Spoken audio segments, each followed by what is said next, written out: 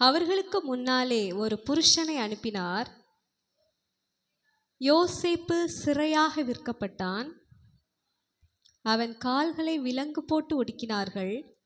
அவன் பிராணன் இரும்பில் அடைப்பட்டிருந்தது. இந்த வசனத்தில் ஒருத்தருடைய வாழ்க்கையை குறித்து சொல்லி இருக்கிறதுல, யாரை குறித்து சொல்லப்பட்டிருக்கிறது? யோசேப்பை குறித்து சொல்லப்பட்டிருக்கிறது. பாருங்க, அந்த குடும்பத்தில் எத்தனை பேர் உண்டு, எத்தனை பிள்ளைகள் உண்டு. யோசேப்பு யாருடைய மகன்? யாக்கோபின் மகன். யாக்கோபிற்கு எத்தனை பிள்ளைகள்? 12 பிள்ளைகள், ஒரு குமாரத்தி இருந்தாள், தீனாள். அப்போ இத்தனை பேர் இருந்தும் ஏன் இந்த யோசேப்புக்கு மாத்திரம் இவ்வளவு சோதனைகள்? பாருங்க, 12 பேர் இருந்தார்கள். அதில் யோசேப்பு பாருங்க, யோசேப்பு அவர்களுக்கு முன்னாலே ஒரு புருஷனை அனுப்பினார். யோசேப்பு சிறையாக விற்கப்பட்டான். இத்தனை சகோதரர்கள் இருந்தும் கூட யோசேப்பை மாத்திரம் என்ன செஞ்சாங்க? சிறையாக விற்றாங்க, விற்று போட்டார்கள் சகோதரர்கள். ஏன் அப்படின்னா, அவனுக்கு மேலே ஆண்டவருடைய ஒரு பெரிதான திட்டம் இருந்தது இல்லை? அவனை ஆண்டவர் சகலவற்றையும் அறிந்திருக்கிறார். தேசத்தில் ஒரு கொடிதான பஞ்சம் வரப்போகிறது. அதற்கு யாரை முன்னால் எகிப்து தேசத்திற்கு அனுப்பணும்னு ஆண்டவர் ஃபஸ்ட்டே பிளான் பண்ணியிருந்ததுனால ஆண்டவர் யாரை தெரிந்தெடுத்திருந்தார்? யோசேப்பை எடுத்திருந்தார். அவன் மேலே இருந்த அந்த திட்டத்தை நிறைவேற்றும்படியாக ஆண்டவர் என்ன செய்தார்? அவனை இந்த சோதனைகளுக்கெல்லாம் ஒப்பு கொடுத்தார். பாருங்க, சிறையாக விற்கப்பட்டான். அவன் கால்களை விலங்கு போட்டு ஒடுக்கினார்கள். அவன் பிராணன் இரும்பில் அடைப்பட்டிருந்தது. கர்த்தர் சொன்ன வார்த்தை நிறைவேறும் அளவும் அவருடைய வசனம் அவனை புடமிட்டது. அவன் சிறையில் அடைக்கப்படுகிறதற்கோ, அவன் கால்களை விலங்கு போடுகிறதற்கோ, அவன் பிராணன் இரும்பில் அடைக்கப்படுகிறதற்கோ அவன் அவ்வளவு பெரிய தவறு ஒன்றும் செய்யவே இல்லை. அப்போ ஏன் அவனுக்கு இவ்வளவு பெரிதான பாடுகள் வந்தது அப்படின்னா பாருங்க, அதில் சொல்லப்பட்டிருக்கிறது, கர்த்தர் சொன்ன வார்த்தை நிறைவேறுகிற அளவும் அவருடைய வசனம் அவனை புடமிட்டது என்று சொல்லப்பட்டிருக்கிறது. இன்னும் இங்கிலீஷில் வாசித்து பார்த்தோன்னா, வசனம் அவனை புடமிட்டது. வசனம், word of God tested him அப்படின்னு எழுதப்பட்டிருக்கு. அப்போ அவனை சோதித்தார் ஆண்டவர். அவனை என்ன செஞ்சாராம்? சோதித்தார்.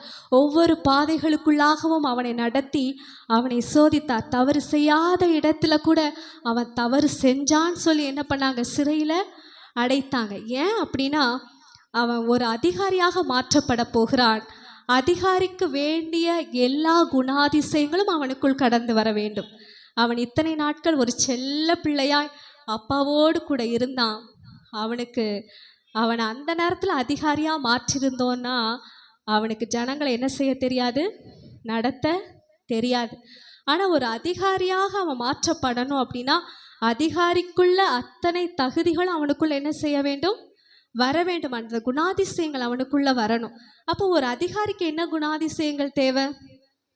மன்னிக்கிற குணம் தேவை, மனத்தாழ்மை தேவை, ஜனங்களை நடத்தக்கூடிய திறமை தேவை, விட்டு கொடுக்கிற தன்மை தேவை, விசாரிக்கணும், இரக்கம் உள்ளவனாக இருக்கணும். இப்படிப்பட்ட சகல குணாதிசயங்களும் வருகிறது வரைக்கும் அவனை ஆண்டவர் என்ன செய்தார் என்றால் புடமிட்டார், சோதித்தார்.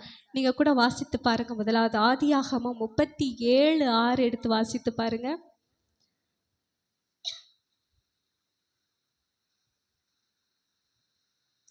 ஆதியாகமம் 37:6.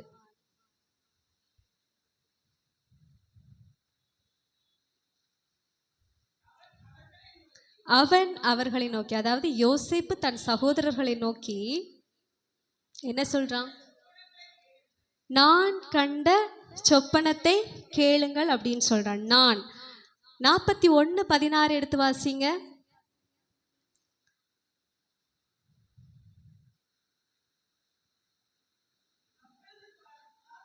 ம் ம் ம் ம் ம் ம் ம் ம் ம் ம் ம் ஆ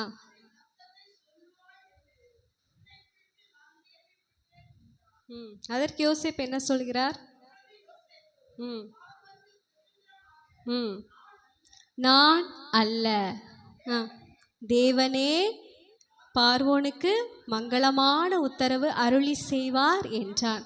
முதலாவது அவனுடைய தன் தகப்பனிடத்தில் இருக்கும்போது அவனுடைய வார்த்தைகள் எப்படி இருந்தது? எனக்கு தேவன் ஒரு சொப்பனத்தை தந்தார் அப்படின்னு அவன் சொல்லலை. நான் ஒரு சொப்பனத்தை கண்டேன், அதை நீங்கள் என்ன செய்யுங்க, கேளுங்க அப்படின்னு சொன்னான். ஆனால் இப்போ அவன் ஆண்டவர் உடைத்தார், உருமாற்றினார், புடமிட்டார். இப்பொழுது அவன் சொல்லுகிறான், நான் அல்ல, தேவனே பார்வோனுக்கு மங்களமான உத்தரவு அருளி செய்வார். எனக்கு அந்த திறமை இருக்குது, நான் சொப்பனத்துக்கு அர்த்தம் சொல்லிடுவேன் அப்படின்னு அவன் சொல்லலை. நான் அல்ல. இந்த நான் என்கிற வார்த்தையை உடைக்கிறதுக்கு தான் ஆண்டவர் அவ்வளவு தூரம் அவனை என்ன செய்தார்? பாடுகளுக்கு உட்படுத்தினார். எபிரேயர் 13:21 எடுத்து வாசித்து பாருங்க.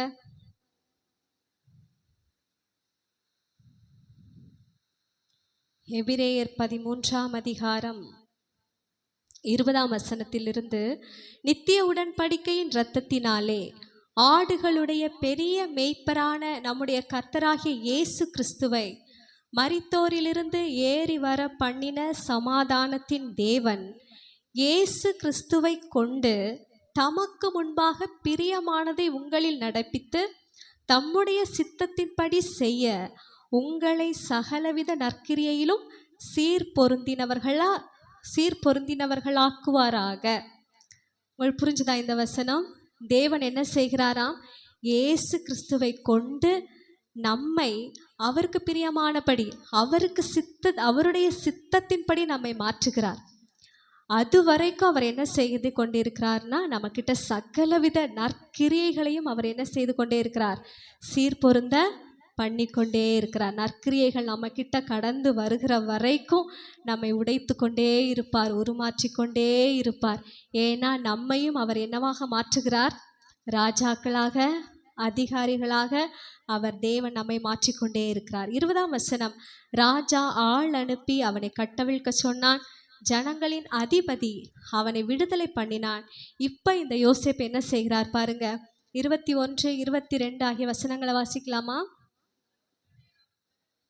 தன் பிரபுக்களை அவன் மனதின்படி கட்டவும் தன் மூப்பர்களை ஞானிகளாக்கவும் அவனை தன் வீட்டுக்கு ஆண்டவனும் தன் ஆஸ்திகளுக்கெல்லாம் அதிபதியும் ஆக்கினான். பார்த்தீங்களா?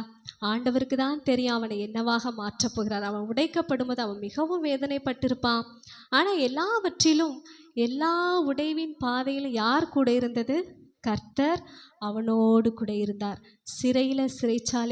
சிறைச்சாலை தலைவனுடைய கண்களில் அவனுக்கு தயவு கிடைச்சது. எல்லா இடத்துலையும் ஆண்டவர் அவனோடு கூட இருந்தார், அவனை உருமாற்றினார்.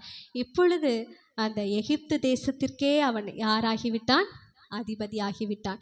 இப்போ எல்லாரும், யாக்கோபு இருக்கிற தேசத்தில் பயங்கரமான பஞ்சம், அவன் சகோதரர்கள் பயங்கரமான பஞ்சத்தில் இருக்கிறாங்க. இப்போ எல்லாரும் சேர்ந்து எங்கே வருகிறார்கள்? சகோதரர்கள் எகிப்து தேசத்திற்கு ஆகாரத்தை வாங்கும்படி வருகிறார்கள். வந்தா இங்கே யார் இருக்கிறா? யார் அதிபதி? யோசேப்பு தான் அதிபதி. ஆனால் சகோதரர்கள் அதை கண்டுபிடிக்கவில்லை. ஆனால் யோசேப்புக்கு தெரியும், இங்கே வந்திருக்கிறதெல்லாம் யார்? என்னுடைய சகோதரர்கள். ஒருவேளை அவன் உடைக்கப்படாமல் இருந்தால் சகோதரர்கள் அவன் மன்னிக்காமலே இருந்திருப்பான். அவன் ஏற்கனவே உடைக்கப்பட்டு அவனை ஆண்டவர் சீர்பொருந்த பண்ணியிருந்ததுனால தன்னுடைய சகோதரர்களை அவன் என்ன செய்தான்? மன்னித்தான். அவர்களுக்கு வேண்டிய ஆகாரத்தை கொடுத்தான். அவனுடைய தகப்பனையும் அவனை அழைக்கும்படி சொன்னான். அவங்க தகப்பன் எல்லாரும் சேர்ந்து இங்கே எகிப்து தேசத்துக்கு வருகிறார்கள். எகிப்து தேசத்திலே எல்லாரும் கோசே நாட்டிலே அவர்கள் குடியிருக்கிறார்கள். அப்போது இஸ்ரவேல் ஜனங்களை, யாக்கோபின் சந்ததிகளை ஆண்டவர் மிகவும் பலுக பண்ணினார். அதை பார்த்து யார் பயப்படுகிறார்கள்? எகிப்து தேசத்தார் பயப்படுகிறார்கள். ஆண்டவர் ஒவ்வொரு வாதையாக எகிப்து தேசத்திற்கு அனுப்புகிறார். தேவன் தம்முடைய வல்லமையை எகிப்து தேசத்திற்கு காண்பித்தார். அதை தான் மீதியுள்ள வசனங்களிலே சொல்லப்பட்டிருக்கிறது. அவர் இருளை அனுப்பினார். 26ஆம் வசனம், யார் மூலமாய் அவர்களுக்கு ஒரு விடுதலை கிடைத்தது? மோசே. விடுதலை கொடுக்கும்படியாக ஆண்டவர் யாரை அனுப்புகிறார்? மோசேயை அனுப்புகிறார், ஆரோனை அனுப்புகிறார். பாருங்க, அவர்கள் போய் என்ன செய்கிறார்கள்? அற்புதங்கள் செய்கிறார்கள், அடையாளங்களை செய்கிறார்கள். 28ஆம் வசனத்தில் சொல்லப்பட்டிருக்கிறது, அவர் இருளை அனுப்புகிறார். 29 சொல்லப்பட்டிருக்கிறது, தண்ணீரை இரத்தமாக மாற்றுகிறார். 30ஆம் வசனத்திலே சொல்லப்பட்டிருக்கிறது, தவளைகள் திரளாய் பிறப்பிக்கப்பட்டது. இப்படியாக ஆண்டவர் ஒவ்வொரு வாதைகளை அனுப்பி எகிப்து தேசத்தை என்ன செய்தார்? வாதித்தார். மீதியுள்ள காரியங்களை நாம் அடுத்த வாரத்திலே தியானிக்கலாம். இந்த நாளிலும் நாம் அறிந்து கொண்ட காரியம், நம்மிலும் அநேகர் உடைக்கப்படுகிறோம், உருமாற்றப்படுகிறோம். அதை குறித்து சோர்ந்து போகக்கூடாது. யோசேப்பை உயர்த்தின தேவன் நம்மையும் உயர்த்துகிறவராயிருக்கிறார். கர்த்தர் நம்மை ஆசீர்வதிப்பாராக.